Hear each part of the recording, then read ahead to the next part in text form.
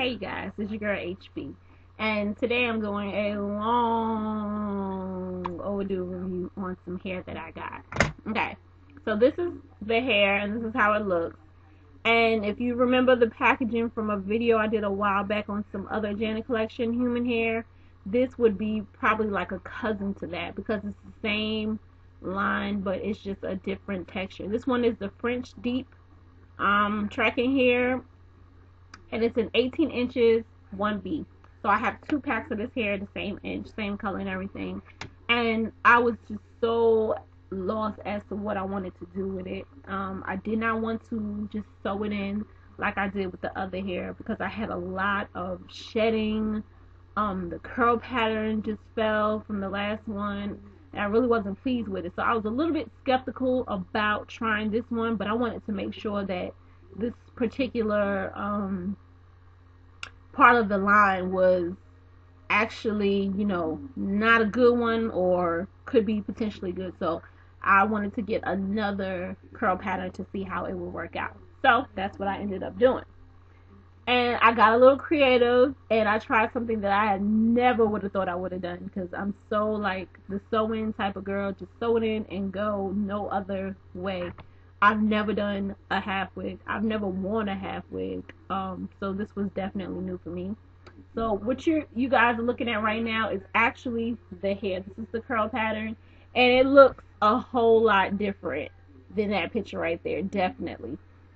Because I've installed it, and I also took a shampoo comb to kind of like comb it out a little bit because the curls were just too precise, and you want it to flow a little bit better than that. So that's what I ended up doing.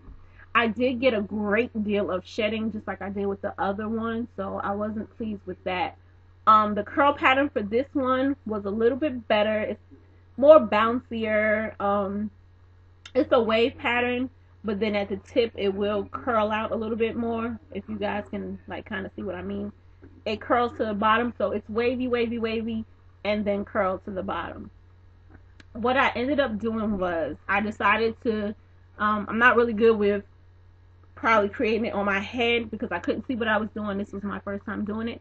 So I resorted to using my favorite sidekick, which is my girl Madison, and she had a net that she generally wears on top of her head.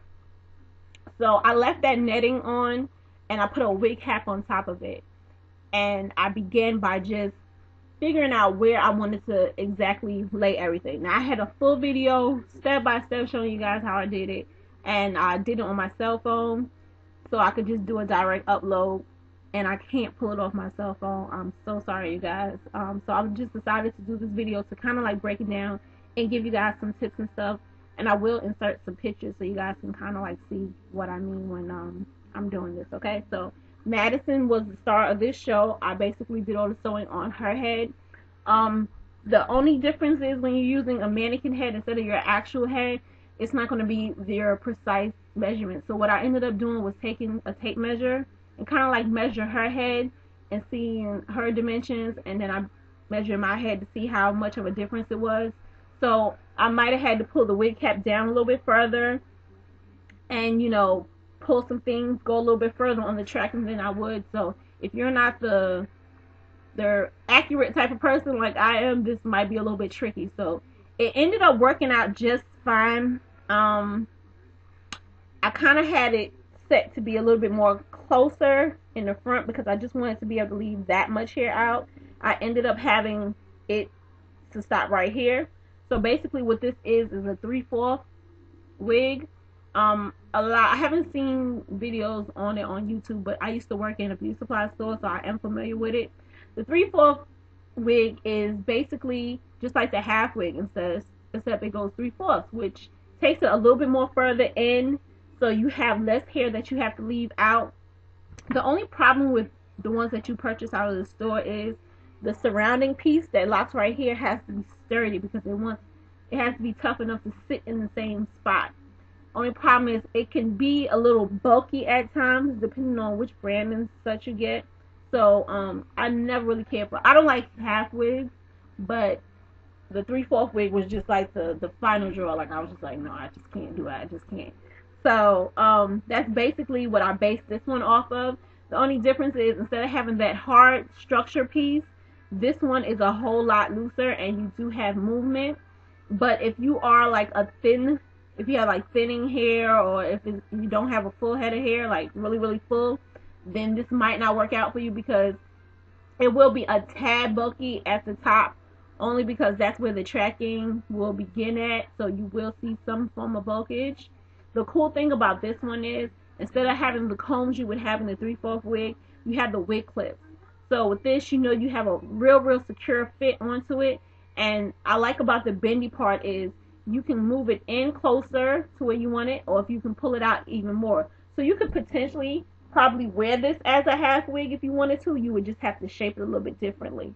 Now, I wanted the cap to fit a whole lot more snug than this, but again, I ended up having more space at the top than I originally wanted.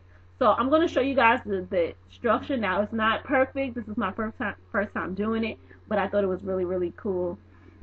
I have the wig clips in here, and it would curve just like this and sit on top of your head. I'm going to put it on top of Madison in a second for you guys to see. But the wig clips are in there. I put 4. The 4 base ones will sit here, 2 on each side. So 1 here, 1 here. Then you have 1 there, 1 there. And then, let me make sure. I don't want to tell you guys the tail. Then you have 1 in the rear to hold it back. And then you have 1 back here in the nape. This should be 1. Yes, 1 in the nape. Of course, you really wouldn't have like a high ponytail, but you could pull it back like this into a ponytail. It just wouldn't be a high ponytail. If you wanted to do a high ponytail, you would probably have to part your hair at the back, leave some out, and be able to overlap it when you pull it up, if that makes any sense. So basically, I just sewed it on just like you would do a sew-in on your head, and I made sure to use the brown thread so you guys can see from inside out. It's easier for you guys to see. Every little dot you see in brown is where I just sewed in the regular tracks. So it's just like you would do a regular sewing. And I left the netting on, so I sewed through the wig cap as well as the net. So the net would be on my head, not necessarily the wig cap. And I mean, it wasn't no, you know, general reasoning for it. I just wanted, I guess, more thickness, and I didn't want it so thin, because the wig cap might have a tendency to shrink up and kind of like form another shape. So I guess I just ended up doing that. You don't have to do that. You can use 2 wig caps if you want. The choice is up to you. That's just what I did. So I did wear this unit for a week. The cool thing about it is I was able to take it off at night. So, you know, the tangles that you might have gotten from leaving your hair sewn in and, you know, just having to wrap it up and then brush it out, I avoided that. So I didn't get tangles too frequently, but I did get some tangles. The shedding is really like the biggest point for me. The curls did last longer than the other unit. Like, I wore it consistently for a week, and then for the week after, I kind of like just, you know, here and there. But yeah, your hair is going to last longer if you do it this way, if you ended up getting this hair. So basically, I would purchase this hair if I was going to do, you know,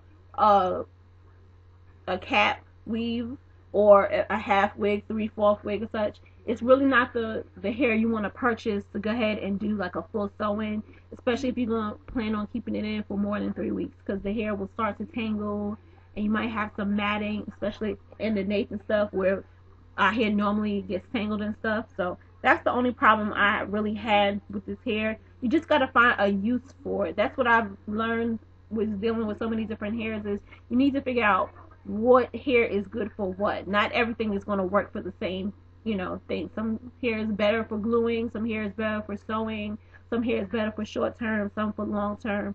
You have to figure out what each brand of hair, style of hair, or whatever is good for. So that was really cool. Again, I'm going to try to put some pictures at the end of this video so you guys can get more insight on what I did with this.